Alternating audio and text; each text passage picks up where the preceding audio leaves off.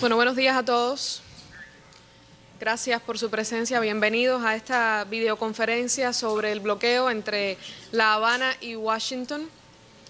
Les presento de inmediato a nuestro panel del lado de acá en Cuba. A mi izquierda, el doctor Andrés Saldívar Diegues, investigador titular del Centro de Investigaciones Históricas de la Seguridad del Estado. Y a mi derecha, el máster Jonathan Quiroz Santos, investigador del Departamento de Comercio e Integración del Centro de Estudios de Economía Mundial. En la sala, aquí en La Habana, están además presentes también directivos y ejecutivos del Ministerio de Relaciones Exteriores, así como de organismos, instituciones y empresas que podrán ahondar y profundizar sobre las afectaciones del bloqueo de Estados Unidos contra Cuba en términos financieros, tanto a nivel nacional como en el intercambio comercial de Cuba con otros países.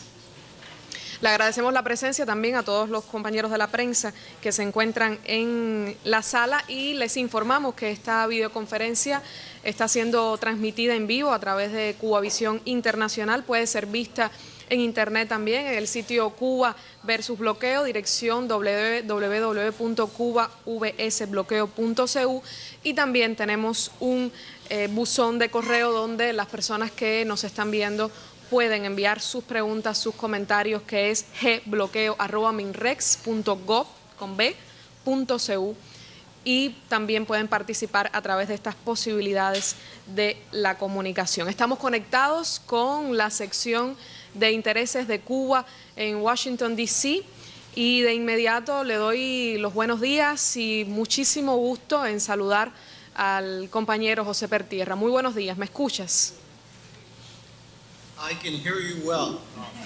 Puedo escucharlo perfectamente, gracias. Saludos desde Washington, D.C. Siempre ha sido muy difícil para mí hablar en inglés aquí en este lugar, porque esta es la Embajada de Cuba.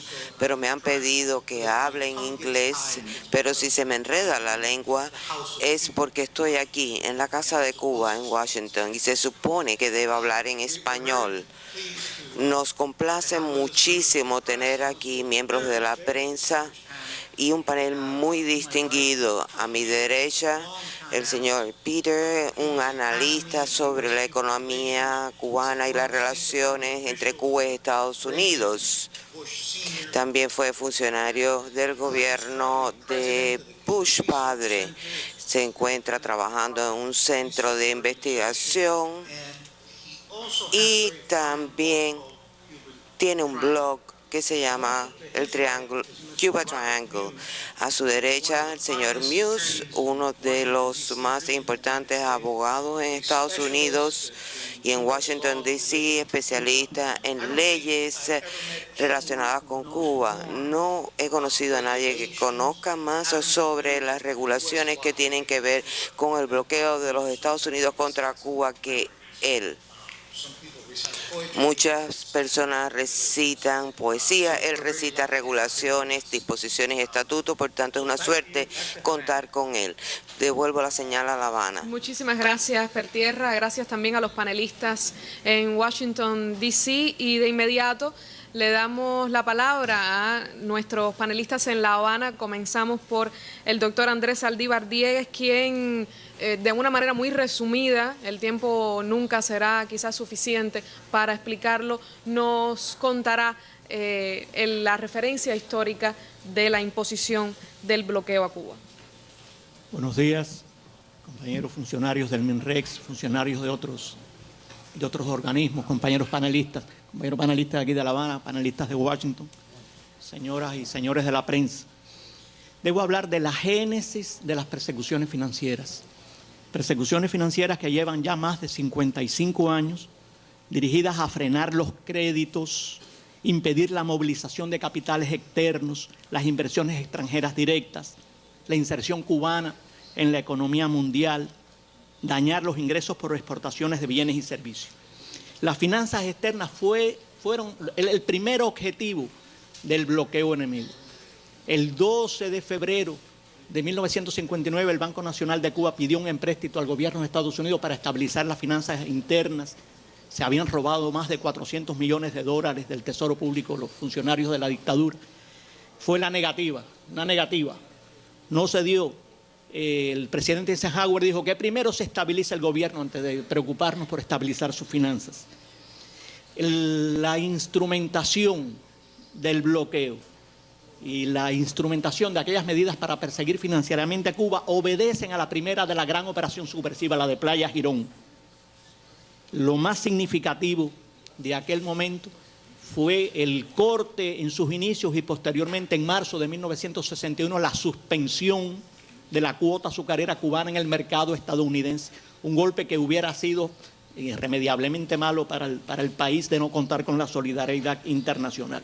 El 19 de octubre del 60 se adoptó la primera medida seria del bloqueo al prohibir las exportaciones estadounidenses a Cuba. A los cubanos nos gusta recordar la frase de Lester Mayori, el funcionario del Departamento de Estado, cuando se estaba instrumentando esta guerra económica, que era una línea, resumidamente, una línea de acción que tuviera el mayor impacto, es negarle dinero y suministros a Cuba. Fue al calor de la siguiente gran operación, y es lo que subversiva, y es lo que demuestra la génesis subversiva del bloqueo, es que fue durante la operación Mangosta, en el año 62, que se instauró el bloqueo. Fue la medida 11 de esa operación Mangosta, de la que se derivó la orden ejecutiva presidencial 3447 del 3 de febrero del 62, que instrumentó esta guerra, que instrumentó el bloqueo. Una frase de la operación Mangosta: la revolución puede ser debilitada y destruida si el flujo de dólares hacia el país se elimina a través de la pérdida de las líneas de crédito.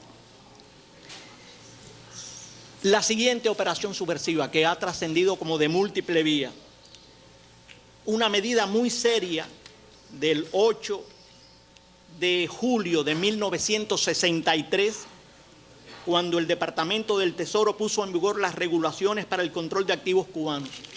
Esencial, ello trajo consigo el congelamiento de los fondos cubanos depositados en bancos de Estados Unidos, la prohibición de todas las transacciones financieras y comerciales que no estuvieran bajo licencia, la prohibición de exportaciones a Estados Unidos, la prohibición a cualquier persona de cualquier nacionalidad y lugar de establecer transacciones no autorizadas con Cuba en dólares estadounidenses. Este fue un momento definitivo en el afianzamiento de las medidas de bloqueo, una medida tan insólita como fue artificialmente bajar los precios del azúcar en el mercado mundial. Una preocupación de Kennedy que Cuba se beneficiaría de la alza que se pronosticaba hasta el 65, y el Departamento de Agricultura adoptó las medidas de financiamiento de la producción en otros países para que en el 64 la salida de Cuba del Fondo Monetario Internacional, del Banco Mundial. En el 79, medidas comerciales para fortalecer este bloqueo. Realmente las tempestades que vivimos hoy, tengo el criterio de que esos vientos comenzaron con la administración Reagan. En sus inicios desestimó, o sea, echó atrás algunas medidas positivas que se habían adoptado en las administraciones anteriores. Su primera medida, con un efecto en la actualidad tremendo, la incorporación de Cuba en el listado de países promotores del terrorismo. De inmediato, la incorporación de empresas, la creación de los denominados designados cubanos, de 1986 al 87, 88, ya con 7 listados. Los designados, sobre estos listados, ninguna persona bajo jurisdicción de Estados Unidos podía sostener relaciones con ellas. Es del momento el fortalecimiento de la OFAC, fue el momento que le otorgaron 40 nuevos funcionarios, fue el momento en que recibió un financiamiento adicional millonario para desarrollar sus acciones. Salto en el tiempo, 1992, ley Torricelli, una ley oportunista cuando había desaparecido el comercio, nuestro comercio con el campo socialista, para impedir, y sobre todo la medida importante que nos afectó, la prohibición. Primero, el no comercio con las transnacionales norteamericanas en otros países, y que ningún barco que tocara puerto cubano podía tocar puerto Estados Unidos. Comenzó a encarecer nuestro flete, comenzó a incrementar el riesgo país. El siguiente paso, la ley Hamilton de 1996. ¿Para qué hablar? No es necesario profundizar lo que significó esto para cortar la inversión extranjera directa en los momentos en que tan falta hacía al país para poder salir del periodo especial, y ya inversión extranjera que desde el 94 había comenzado a cobrar puertas. De este mismo momento fue la primera de las leyes contra el terrorismo, de la cual se sucederían en los próximos 5, 6, 7 años, hasta los primeros años de este nuevo milenio, y que han sido en los últimos tiempos uno de los pivotes para apretar y perseguir nuestros fondos en el exterior. Nuestros fondos congelados en los bancos y después de eso todo nuestro fondo. En el 98, la ley ómnibus de asignaciones presupuestarias para el 99, con 2 enmiendas que fortalecían el bloqueo, pero sobre todo la sección 211, la usurpación de marcas y nombres comerciales cubanos, con un efecto directo, pero también con un efecto perspectivo al desestimular inversiones extranjeras en estas esferas de producción de productos líderes cubanos. Del 2004, Plan Bush. ¿Qué decir del Plan Bush? Si no fue un apriete de rosca, como se catalogó aquí en Cuba, como en ningún momento anterior, para afectar nuestras entradas. Brevemente, mayores obstáculos para la entrada de divisas, se creó el grupo de persecución de activos cubanos, mayores restricciones para viajes de norteamericanos, incremento de la persecución de las operaciones turísticas. En su actualización del 2006, la creación de una fuerza de tarea interagencias para perseguir la comercialización del níquel en todo el mundo. Se fortaleció el grupo de persecución de activos cubanos, creó el grupo de trabajo para la aplicación de sanciones a Cuba. O sea que realmente fue un momento tremendo. Un estudio realizado por la Oficina de Fiscalización del Gobierno de Estados Unidos en el 2007 arrojó que el 70% de las multas impuestas por la OFAC entre el 2000 y el 2005 se debían a violaciones del bloqueo contra Cuba. En los momentos en que el mundo estaba, o supuestamente Estados Unidos estaba luchando contra el terrorismo, la fuerza mayor de la persecución de la OFAC se dirigió contra el comercio cubano. 2009, Administración Obama.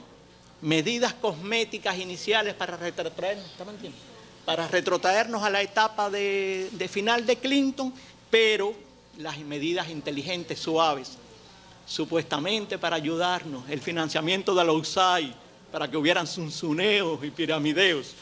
Lo realmente novedoso, para terminar, la persecución financiera incrementada.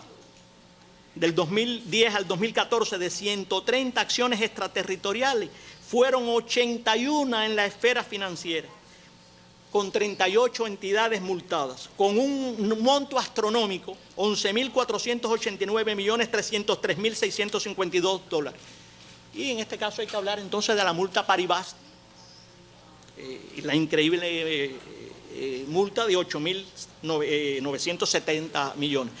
Quería solamente terminar expresando que recientes declaraciones de un funcionario importante, bajo cuyo mando está la OFAC, él decía que Estados Unidos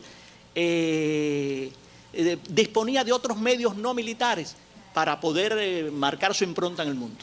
Nos gustaría terminar diciendo que esas medidas contra Cuba son las que se están aplicando desde un documento del 1 de julio del 59, cuando recordaban, existen otras armas en el arsenal de la guerra económica, prohibición a préstamos públicos o privados, el tratamiento comercial discriminatorio, etc.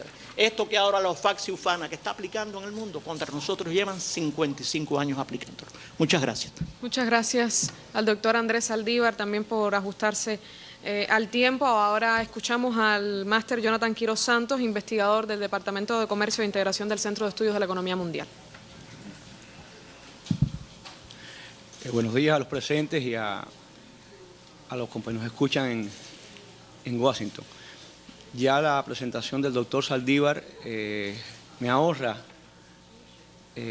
una parte de lo que quería comentar y enfatizar un aspecto. Es difícil en la economía contemporánea separar lo financiero de lo comercial. O sea, siempre fue difícil, pero en el mundo globalizado actual es mucho más difícil separar lo comercial de lo financiero, puesto que cualquier medida, ya sea crediticia, ya sea directamente bancaria o de tasa de cambio o de cualquier tipo de medida de carácter financiero, tiene una repercusión directa en el comercio tanto del mundo como en el caso cubano. Aunque parezca una algo repetido constantemente, es bueno que reconozcamos que la economía cubana es una economía abierta.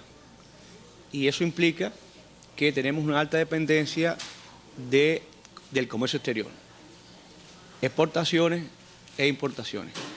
Como el doctor Saltiva comentaba, el bloqueo comenzó indistintamente tanto en la parte financiera como en la parte comercial.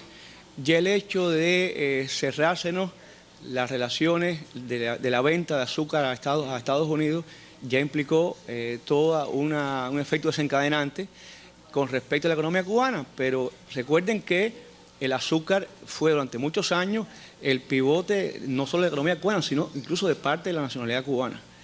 La famosa frase de la burguesía de los siglos, de las décadas 50 y 40, sin azúcar no hay país. Entonces, si la principal producto de venta de Cuba era el azúcar y no vendíamos azúcar, el objetivo errado era que no hubiera país, pero estaba pensado en función de una burguesía nativa que era muy dependiente de los Estados Unidos. Y por cuestiones históricas, nuestra dependencia financiera, comercial, tecnológica, cultural, incluso ideológica de Estados Unidos, sufre una ruptura con la Revolución Cubana, porque es nuestro derecho, nuestro destino lo escogimos nosotros los cubanos, o los cubanos en aquel momento que hicieron la revolución. Y esto implicó un cambio radical en las relaciones comerciales de Cuba, desde buscar nuevos mercados, con el acoso del recién instaurado bloqueo, hasta los momentos actuales. ¿Qué implica todo esto? Ya el doctor comentaba, y todos sabemos que el bloqueo se ha, si vale el término, perfeccionado, porque se han todas las leyes, desde la Torricelli, la Helberton, leyes incluso que no son directamente económicas, como la Ley de Ajuste Cubano, todas se han unificado en un cuerpo legal, todas están incluidas en un aparato contra Cuba, que el nombre es el bloqueo. Y esto implica que la percepción de la clase política en Estados Unidos es que ante una situación de crisis en la economía cubana, como pudo ser la crisis de desconexión del campo socialista a partir de los 90, es una oportunidad para endurecer y para hacer más fuerte y para provocar más penurias a la población cubana. Y una vía, además de la financiera, es la comercial.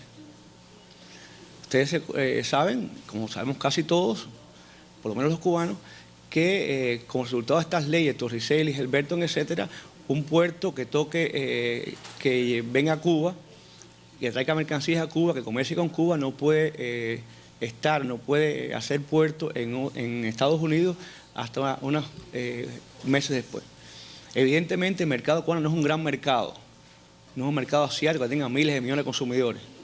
Y esto hace que los países, las transportistas, y ahí es un efecto de bloqueo en el tema comercial y en los términos de flete, se hace muy complicado para Cuba, porque es un comercio que se hace en condiciones muy duras, muy onerosas, pagando por exceso, muy por encima del costo del transporte, y evidentemente que encarece más lo que sería el riesgo país. O sea, no es cómodo, y uso una frase coloquial, comercial con Cuba para un país, puesto que puede ser penalizado, tanto financieramente como comercialmente como políticamente. O sea, una afectación integral para el país que comercie, el que comercie con Cuba. Y esto implica, todos sabemos también que el turismo es un tipo de comercio, es comercio de servicios. Si se impide que ciudadanos estadounidenses puedan vacacionar en Cuba o hacer turismo en Cuba, eso es una limitación al comercio de nuestro país. Si se incrementan los precios de los alimentos, y Cuba es un país importador neto de alimentos, eso afecta a Cuba. Pero además que son altos los precios de los alimentos, se transportan en buques que no son cubanos, que además no pueden hacer escala en Estados Unidos por las leyes de bloqueo, o si lo hacen sufren penalidades, se complican más las cosas y se hace más costoso el comercio. Pero súmese también que si no podemos comerciar con Estados Unidos, nuestros mercados fundamentales están bastante alejados de Cuba. Un país que comercie, que tenga costas a 90 millas de Cuba, no es lo mismo que un país que tenga 9.000 millas de distancias náuticas o 10.000 o una cantidad significativa. Eso es tiempo, eso es recurso, eso es más erogaciones para nuestro país. Y contemplemos también que cualquier tecnología que Cuba quiera comprar, si tiene un componente estadounidense, ya está vedado para nosotros. Y es muy difícil en este mundo globalizado, cuando existen cadenas de valor y está tan entrada la economía, que un producto no tenga un componente, una pieza, ya sea de Estados Unidos o una subsidiaria estadounidense de ese país, en otro país.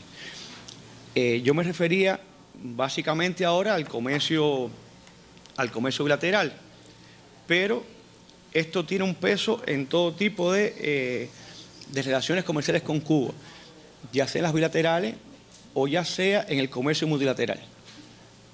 Cuba fue fundadora de la OMC. Incluso en Cuba se creó el antecesor de la OMC, el GAC, el Acuerdo General de Aranceles, Aduaneros y Comercio, en el año 48. Derivó en el GAC y en el 95 se crea la OMC. Cuba se opone sistemáticamente a la OMC a la política de bloqueo de Estados Unidos, porque viola las normas de los que los países son signatarios, incluyendo Estados Unidos, puesto que existe una cláusula en el comercio mundial que es que los países tienen que comerciar entre todos y no impedir al resto que se comercie con uno. Y en este caso, constantemente, en el comercio multilateral también se está aplicando las leyes de bloqueo. ¿Qué aducen los Estados Unidos? El gobierno de Estados Unidos, que esto es un problema bilateral.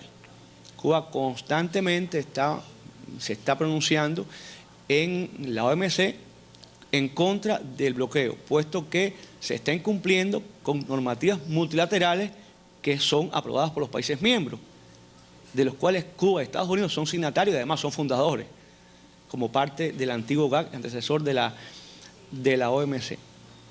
Esto implica, como ustedes se imaginan, como ustedes han leído, que la afectación es desde todos los puntos de vista. Reitero, en lo financiero y en lo comercial, pero tiene todos los niveles, desde el nivel bilateral hasta los niveles regionales, nivel multilateral. ¿Cuál es el resultado?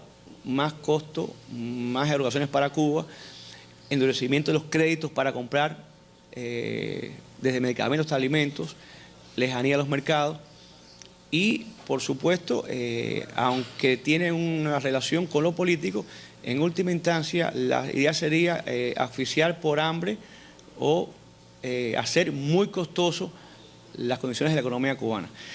Yo no me referí, ni voy a hacerlo aquí especialista de los ministerios, porque el informe de Cuba, como siempre, es muy minucioso, ofrece cifras muy contundentes y es una cosa conocida por todos ustedes. Además, pueden revisarlo con mucho más detenimiento y eso no se lo voy a dar al aire, está escrito.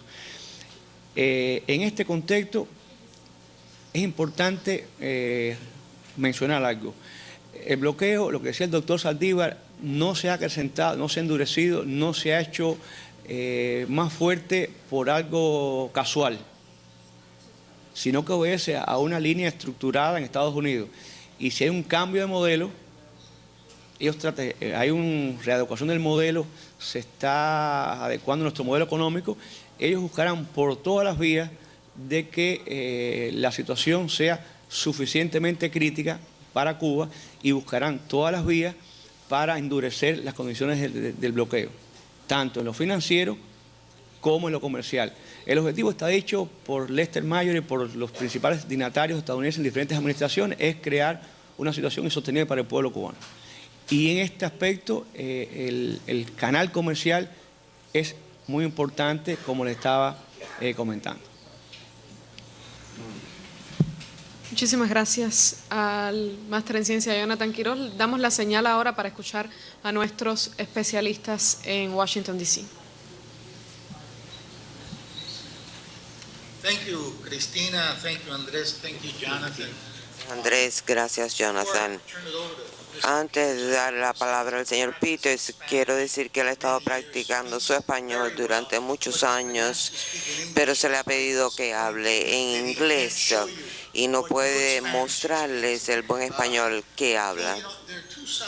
Hay dos aspectos de esta historia. Hemos escuchado los impactos, los efectos de estas leyes en Cuba. Queremos que en su presentación hablen del impacto que han tenido estas leyes en los negocios estadounidenses y cuál ha sido el efecto para las compañías estadounidenses. Gracias. Quiero agradecer a todos en La Habana por poder estar aquí y hablar precisamente sobre este tópico que aquí llamamos embargo y en Cuba llaman bloqueo. No me gusta la palabra bloqueo, pero entiendo por qué ustedes utilizan la palabra bloqueo, porque estamos hablando de un grupo de medidas que se aplican a los negocios estadounidenses, a las personas estadounidenses y van más allá también. Es un intento de actuar contra compañías extranjeras que negocian con Cuba y trata de dañar las posibilidades y capacidades de Cuba para comerciar internacionalmente. Es por eso que va más allá de un embargo comercial que tiene que ver nada más que con las compañías estadounidenses. Quiero, antes de hablar sobre este tópico, quiero decir que como estadounidense no estoy de acuerdo con estas políticas ni con las medidas que contiene esta política. La idea de que es un beneficio para Estados Unidos dañar la economía cubana, realmente creo que no es positivo. Hay muchas razones para oponerse a esa ley, pero esa es la principal. Por tanto, no creo que eso beneficie a los Estados Unidos. Ahora, ¿de qué conjunto de medidas hablamos? Si el embargo terminase, habría tres impactos principales. Primero, para los negocios y las personas estadounidenses que podrían negociar con Cuba. Segundo, para las compañías extranjeras que tienen negocios con Cuba. Y el tercer impacto positivo sería en el sector de inversiones para Cuba. Cuba está pasando por un proceso para atraer capital extranjero. Si el bloqueo desapareciera, la situación de negocios en Cuba mejoraría, así como en su capacidad para poder comerciar internacionalmente. En cuanto a las compañías estadounidenses, si el embargo terminase, el comercio de Estados Unidos con Cuba aumentaría, no sabemos cuánto, pero Estados Unidos tiene muchas ventajas. Somos vecinos muy cercanos, tenemos una larga historia y creo que hay mucha afinidad entre los cubanos y los estadounidenses y eso se traduciría en un buen negocio. También tenemos precios bajos para la transportación, la facilidad con que Cuba podría comprar en los Estados Unidos y aumentaría las exportaciones estadounidenses. Habría muchos productos cubanos que Estados Unidos podría también comprar. Tenemos los tabacos, tenemos el ron, pero hay muchos otros productos. Además, la mano de obra es muy calificada, podrían brindar servicios, tecnológicos. Por tanto, creo que el comercio en ambas direcciones aumentaría. El cambio más inmediato también sería en turismo, que también para Cuba es un servicio de exportación. 500,000 de visitantes estadounidenses a Cuba todos los años y probablemente esa cifra aumentaría a 1 millón en un corto muy plazo y aumentaría las demandas hoteleras en Cuba, el servicio turístico y Cuba también podría ampliar su infraestructura turística y las compañías estadounidenses también podrían hacer negocios en esa esfera y hay compañías extranjeras que ya trabajan en ese sector. Un segundo ejemplo sería el sector energético. En años recientes, en Cuba y en otras partes del mundo, hay una perspectiva interesante de que Cuba pudiese desarrollar la producción de petróleo en aguas profundas en el Golfo de México. Y sería justo decir que en esa parte del Golfo de México hay mucho petróleo, hay mucha producción que va a Estados Unidos, también a México. También hay petróleo y hay agencias estadounidenses que han confirmado en la parte cubana. Es petróleo de aguas profundas, aún no se ha descubierto, pero si se pusiese fin al embargo, las compañías estadounidenses también podrían participar en la exploración. Eso no querría decir que sería de forma inmediata, porque es un mercado complicado, depende del precio del petróleo, también es una actividad muy costosa. ¿Alguien ha planteado interés? No sé. Ojalá tengan suerte. Depende de muchas cosas. Depende también de oportunidades en otras partes, del precio del petróleo, etcétera. Pero estoy convencido de que las compañías estadounidenses estarían muy interesadas también.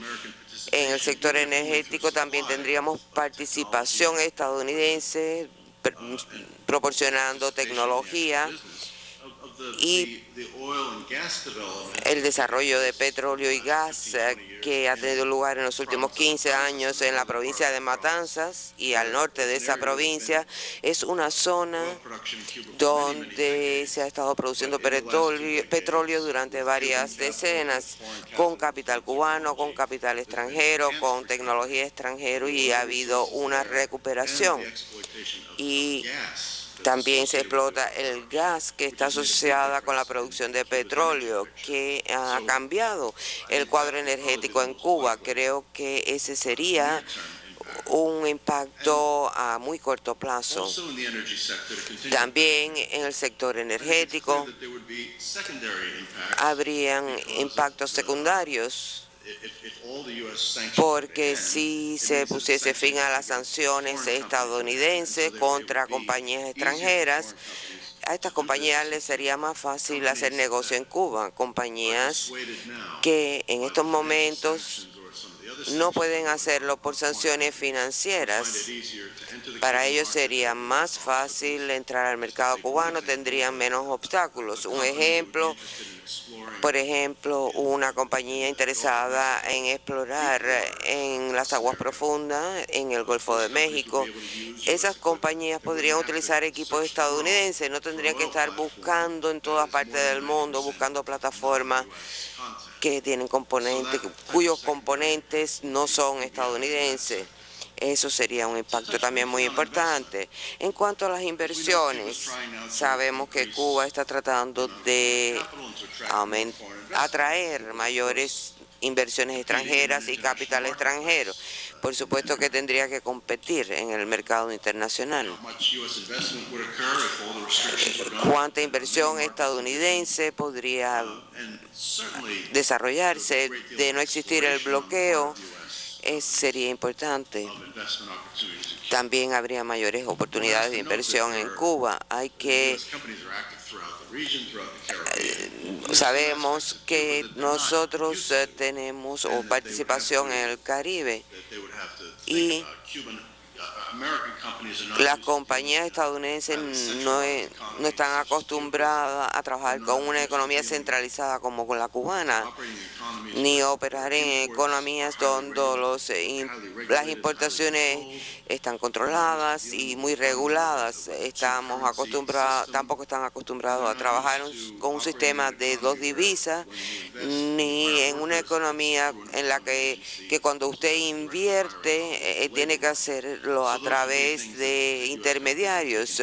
Creo que eso serían consideraciones que estas compañías tendrían en cuenta. Pero Cuba sería un destino de inversión importante, al igual que hacen otras compañías extranjeras en el mundo. Pero si Estados Unidos pusiese fin a las sanciones, también mejoraría o atraería a compañías extranjeras de Asia y de otras partes del mundo, porque inmediatamente levantaría los riesgos económicos, los riesgos legales, jurídicos que enfrentan las compañías cuando quieren hacer negocio con Cuba. Por tanto, independientemente de la inversión estadounidense, también aumentaría la inversión extranjera en Cuba, porque esas compañías tendrían más facilidades y tendrían menos obstáculos, los obstáculos que imponen el gobierno de los Estados Unidos a esas compañías en estos momentos. Por tanto, este escenario sería un escenario donde tendríamos que imaginarnos un levantamiento de las sanciones, pero el presidente puede hacer mucho, tiene autoridad para permitir las importaciones y exportaciones de bienes y servicios entre Cuba y Estados Unidos. Y mi colega hablará sobre esto. Gracias, Phil. Phil, yo sé que hay una industria en Miami que vive del bloqueo, millones de dólares para cambiar el régimen en Cuba, pero de acuerdo con lo que acabo de escuchar, o lo que tú has dicho, el Estado estadounidense sería el que más el Estado que más ganaría si se levanta el bloqueo sería Florida.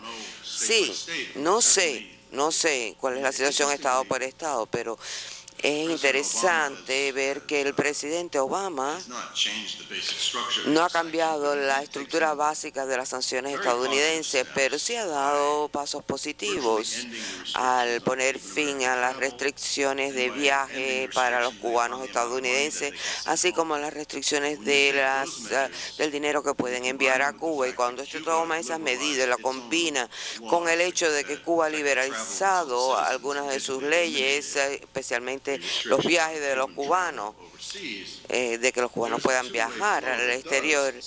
Esto también, por supuesto, beneficia a las personas que viven en la Florida. Hay mayor número de visitas y también inversiones a nivel familiar, porque muchos cubanos americanos están enviando dinero a Cuba para ayudar a sus familiares a iniciar negocios. Conozco personas que han regresado a Cuba para restablecer su residencia. Conozco uno que volvió a Cuba y ha iniciado un negocio en Cuba. Por tanto, la economía de la Florida se está vinculando también a lo que pasa en Cuba. Gracias, John Bob. Siguiendo a lo que Philip dijo sobre la autoridad del presidente o la facultad del presidente, hay muchas cosas en la ley de Helms-Burton que ata las posibilidades de que el presidente pueda hacer algo. Pero me pregunto si eso es así o si usted cree que el presidente tiene facultad para dar pasos positivos para eliminar algunas de las regulaciones relacionadas con el bloqueo. Buenos días.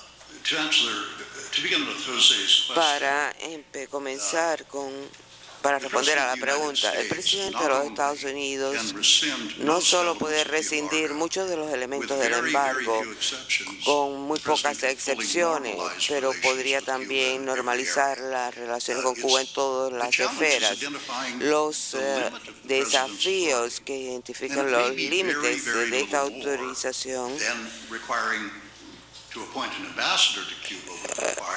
requeriría un embajador en Cuba que tiene que ser confirmado por el Senado. Tal vez el presidente no pueda hacer eso, pero hay muchas otras cosas que el presidente sí podría hacer.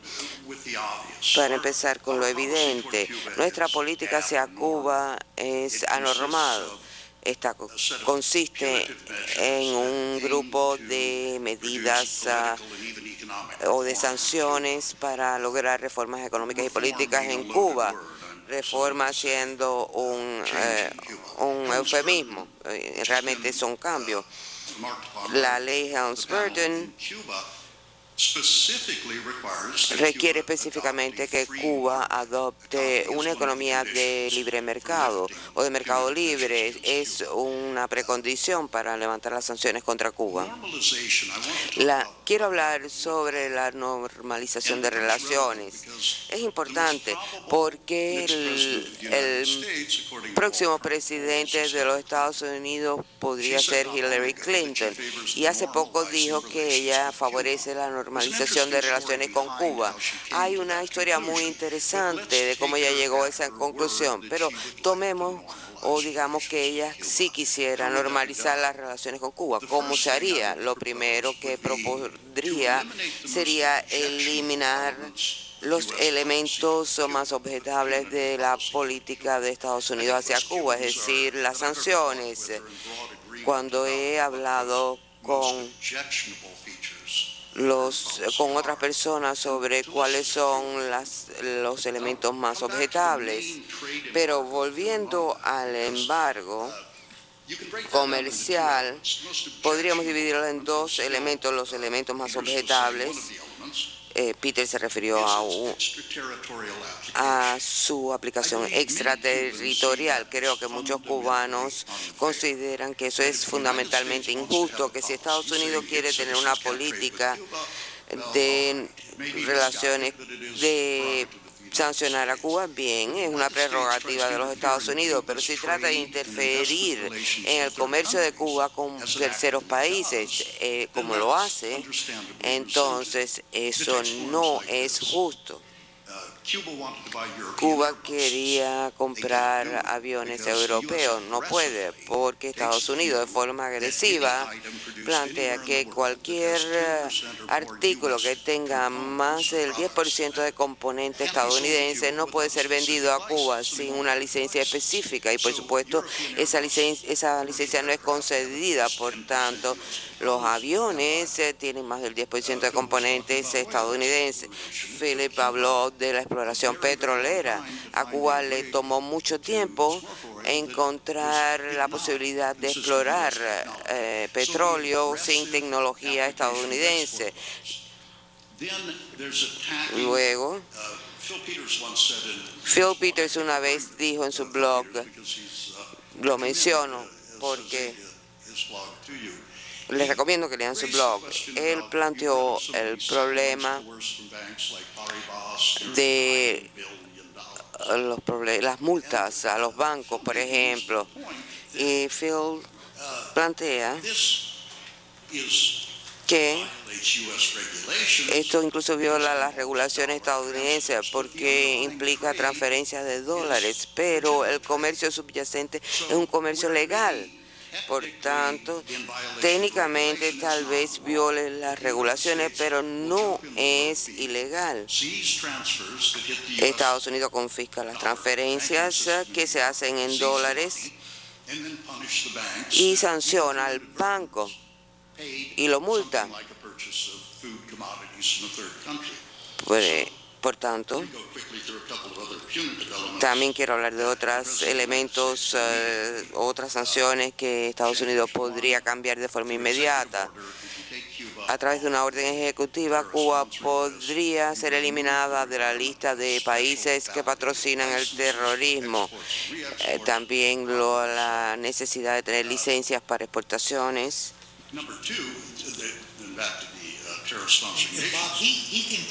Él puede eliminar a Cuba de la lista de países que patrocinan el terrorismo. Sí, claro que sí. Cuba no apoya el terrorismo internacional, por supuesto. Y no creo que Cuba,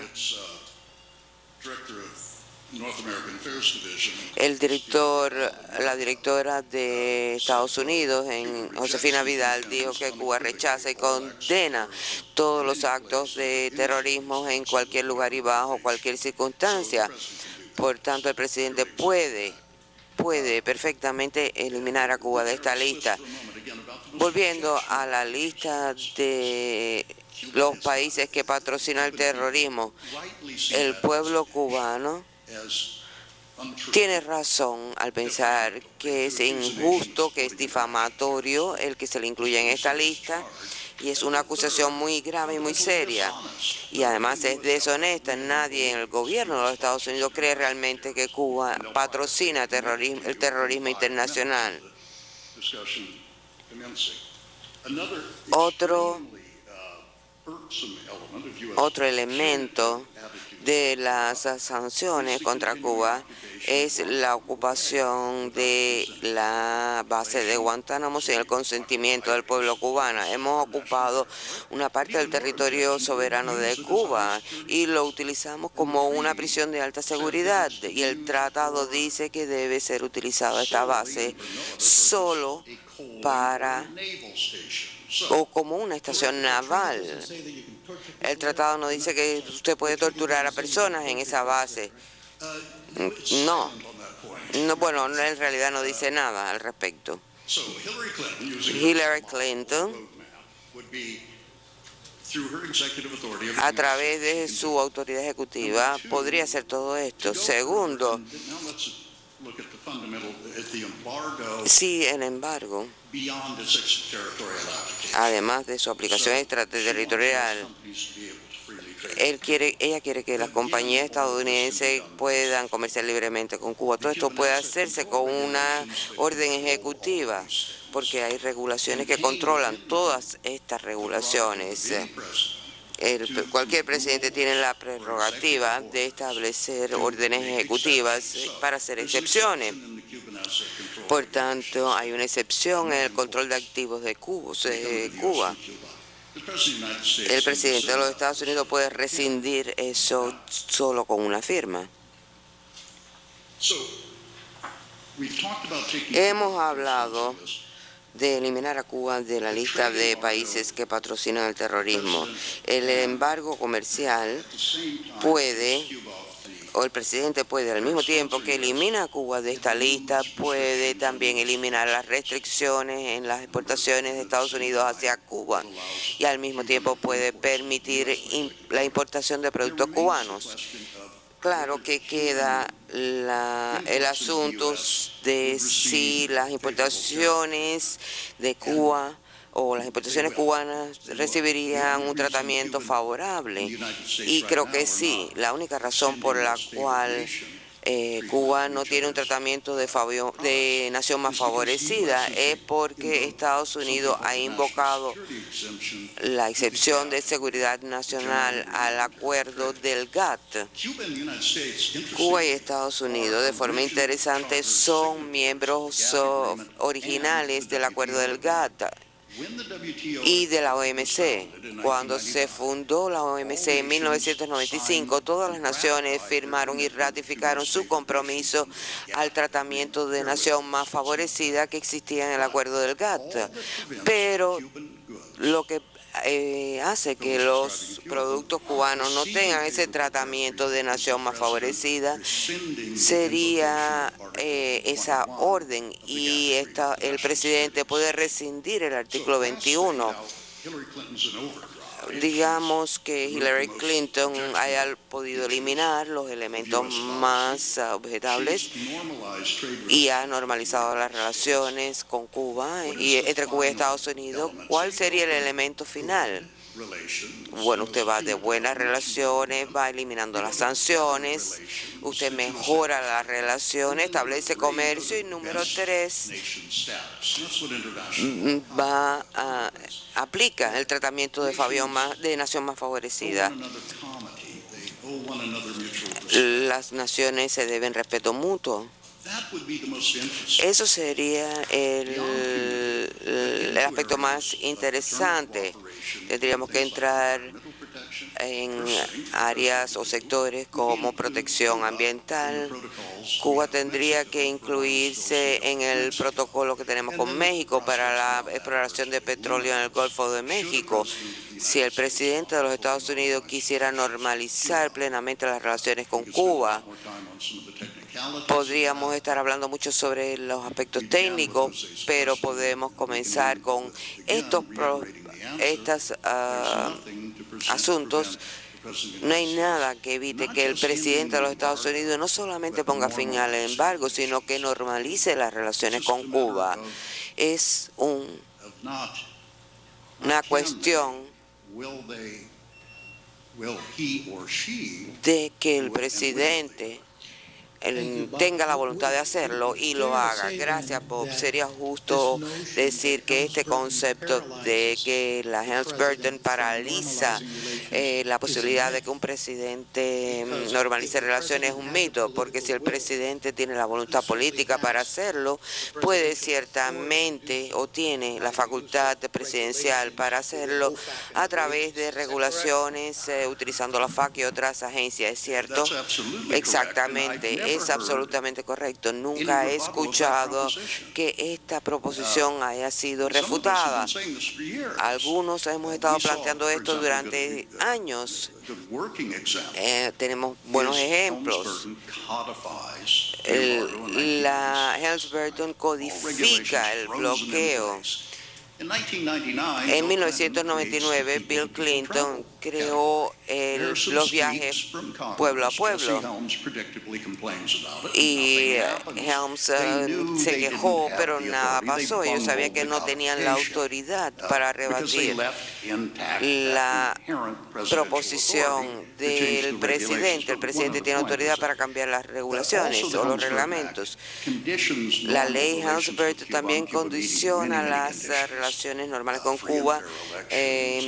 Cuba tendría que cumplir varias condiciones, ni Fidel ni Raúl podrían estar en el gobierno, tendría que haber un cambio de régimen.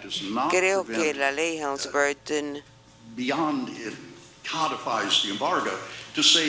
además de codificar el embargo, no puede decir que yo creo que el presidente puede ir más allá de eso y puede establecer regulaciones que van en contra de esto. Yo estoy escribiendo al respecto. Gracias, Bob. Gracias, Phil. Tenemos miembros de la prensa. Cristina, yo no sé cómo vamos a hacer esto. Yo también sé que ustedes también tienen miembros de la prensa en La Habana.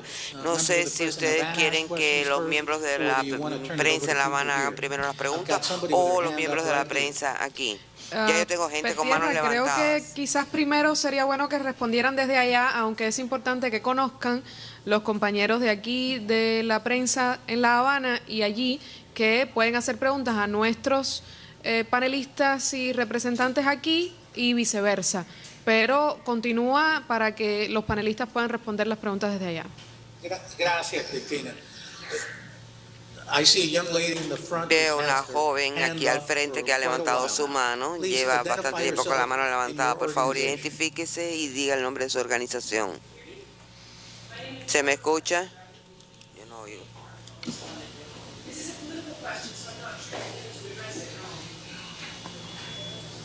¿La escuchas en La Habana? Por favor, repita la pregunta. Mi nombre es Barbara Platasher, soy de la corresponsal de la BBC. Es una pregunta política. Me preguntaba si hay otras esferas en las que el presidente Obama podría dar pasos positivos. Usted habló de los viajes, restricciones a los viajes y de las remesas, pero ¿hay alguna otra esfera en la que Obama podría dar pasos positivos? La otra pregunta, si Hillary Clinton dijo que quiere mejorar las relaciones y también hay un cambio en la comunidad cubanoamericana para apoyar la campaña presidencial de Hillary Clinton. No sé sobre el apoyo de la comunidad cubanoamericana a Hillary Clinton. En noviembre, cuando Obama estuvo en Miami, habló y dijo que nuestras políticas sobre Cuba tendrían que ser actualizadas y expresó orgullo sobre lo que había hecho durante su primer mandato y dijo que teníamos que hacer más, teníamos que actualizar nuestras políticas, pero no sabemos si él podría actuar y tomar pasos más positivos en su segundo mandato. En cuanto al apoyo de los cubanos americanos a Hillary Clinton, realmente no sé. Bueno, los cubanos...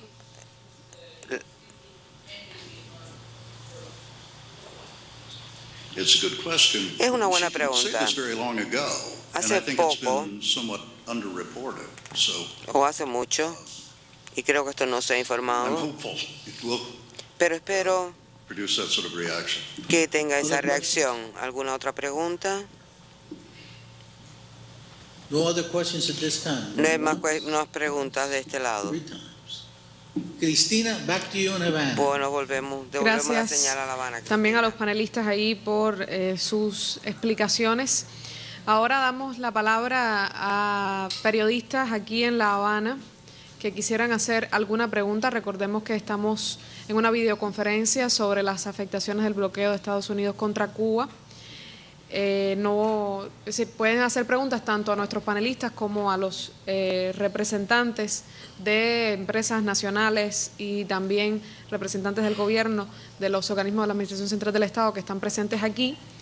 Le damos la palabra a la prensa. También hemos recibido una pregunta que por ser desde una persona que nos está viendo a través de internet, le damos la cortesía de respondérsela, una pregunta desde Kazajstán, en que el usuario se cuestionaba cómo se espera que sea la votación de la resolución en Naciones Unidas de este año. Recordemos que la votación será el 28 de octubre. Cuba ya presentó el informe sobre el bloqueo y le pedimos, por favor, a Pedro Luis Pedroso, director de Asuntos Multilaterales del Ministerio de Relaciones Exteriores, que dé su opinión, sus previsiones sobre esta pregunta.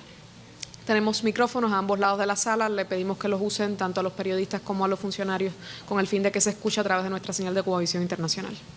No, buenos días a todos y saludos también para los participantes en la videoconferencia que están en Washington. Gracias al internauta de Kazajstán. Cristina, yo te diría que más allá de las enormes dificultades que aquí han sido expuestas que tiene el bloqueo para Cuba y para el pueblo cubano, el bloqueo también es ante todo una increíble violación del derecho internacional. Una violación flagrante de la Carta de las Naciones Unidas y de las normas que rigen el comercio y la navegación marítima internacional.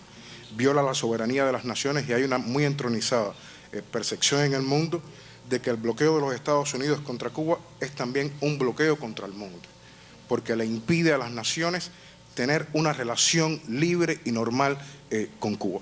Yo creo que esa es la base del rechazo internacional tan grande que tiene y que ha cosechado la política del bloqueo. Difícilmente hay otro tema internacional que aísle más a los Estados Unidos de la comunidad internacional que el bloqueo. De manera que, para responder brevemente la pregunta, y acaba de concluir, por cierto, el debate general de la Asamblea General y qué ha pasado allí. O sea, más de 40 jefes de Estado, gobierno, o cancilleres, o jefes de delegaciones se han referido de manera crítica al bloqueo. Han rechazado el bloqueo y han llamado una vez más a los Estados Unidos a ponerle fin a esta política. De manera que yo no tengo ninguna duda que este año volveremos a apreciar una votación histórica que reitere el compromiso y dónde está la comunidad internacional en relación con este tema. No tengo dudas de ello. Gracias.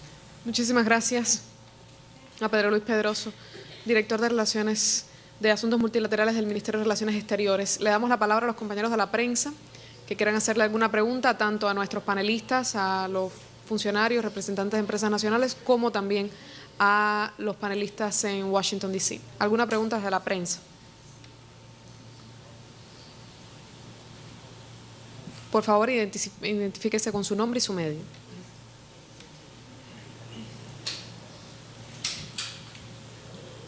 Miguel Mauri, Agencia Cubana de Noticias.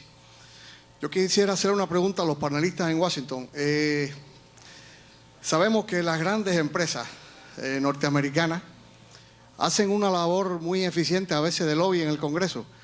Quisiéramos saber si ellos tienen alguna información de que esté sucediendo esto en el Congreso de Estados Unidos por parte de empresas que estén interesadas, estas grandes empresas que tengan algún interés de comercio con Cuba. De ser así, bueno, algunos ejemplos.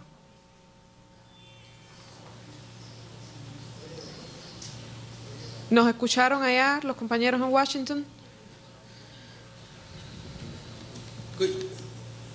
Miguel, ¿qué tú estabas diciendo? Que las compañías en los Estados Unidos... Ya el compañero le repite la pregunta, por favor. Repite, si las Sí, compañías esas están sí, haciendo estaba- presión aquí en Washington. Estaba diciendo concretamente que sabemos que las grandes empresas, estamos hablando de las gigantescas empresas, hacen una labor muy eficiente de lobby en el Congreso. Si realmente existe alguna presión sobre el Congreso por parte de estas grandes compañías, quisiéramos saber si tienen alguna información al respecto y, bueno, algún ejemplo concreto. Yeah. I think we follow it now. Huh? If there are companies in the United Si hay States compañías en los Estados Unidos que se beneficiarían con este negocio, con este intercambio, y si están haciendo presiones, si están haciendo actividades de lobby ante el Congreso, y antes de que respondan a esta pregunta, quiero decir que lo que hemos escuchado aquí es muy significativo. Rompe el mito de que la ley Helms-Burton ha paralizado al gobierno en relación con el bloqueo y que el presidente no puede levantar el bloqueo. Tenemos dos distinguidos miembros del panel que nos han dicho todo lo contrario, que las compañías estadounidenses se pueden beneficiar mucho y que las regulaciones permiten al presidente eliminar las partes más estrictas de la ley Helms-Burton y que no se ha hecho nada debido al mito que hemos creído durante tantos años. Creo que es lo más trascendental de lo que hemos escuchado hoy. Esto es muy importante. Bob Field tiene la palabra para responder a la pregunta.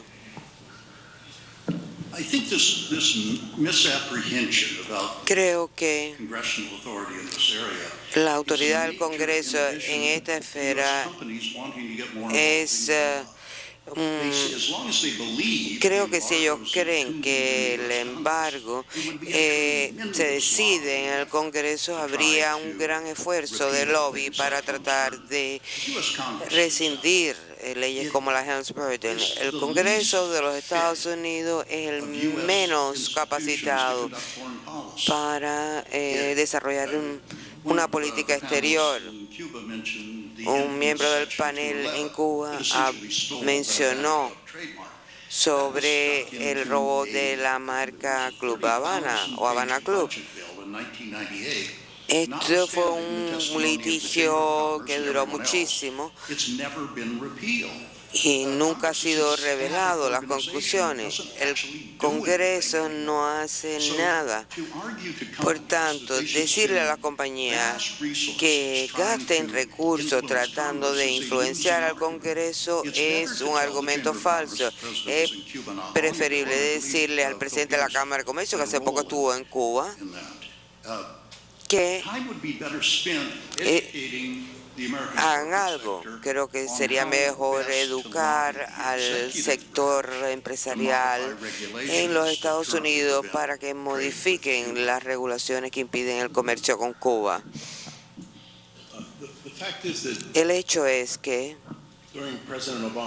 durante los primeros 2 años del mandato de Obama había una mayoría democrática, tanto en el Congreso como en el Senado. Durante ese periodo se hizo un esfuerzo que incluyó a compañías de negocios, pero también personas y organizaciones que trataban de conseguir cambios en la política de Estados Unidos hacia Cuba. Ese esfuerzo no tuvo éxito y el Partido Republicano tomó control del Senado. Y desde entonces el Congreso ha estado dividido entre una Cámara con mayoría demócrata y un Senado con mayoría republicana. Por tanto, la actividad del lobby en el Congreso no ha sido muy fructífera. En general, los que tratan de cambiar la política de Estados Unidos creen que lo más importante es influir la rama ejecutiva. Gracias, Bob. ¿Alguna otra pregunta de algún representante de los medios aquí en La Habana?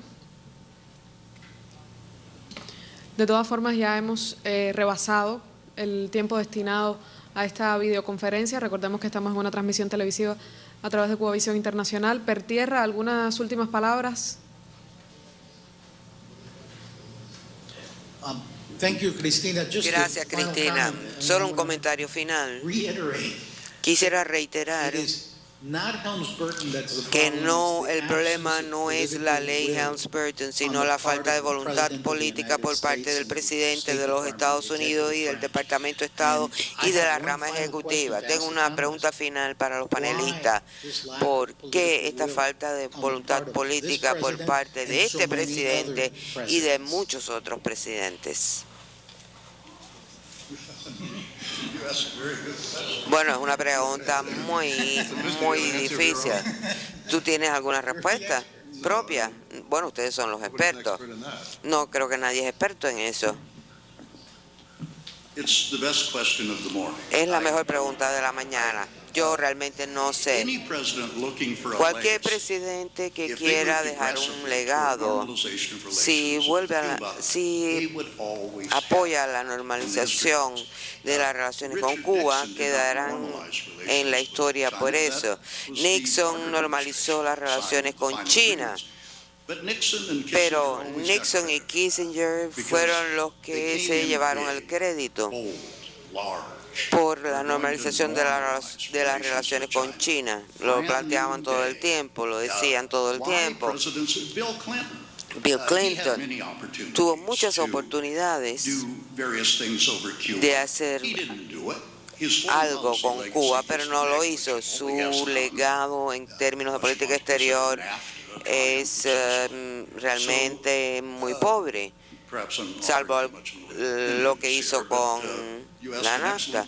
Pero yo le aconsejaría a Obama, Henry Kissinger en 1994, en un memorando o en su libro recientemente publicado. ¿Cuál es el nombre del libro? Back Channel to Cuba. Ese es el título del libro.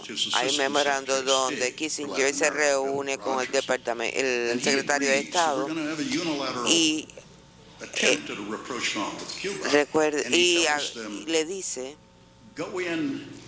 ve como tenemos que ir como personas importantes, no podemos ser tímidos, no tenemos que negociar todo a la vez.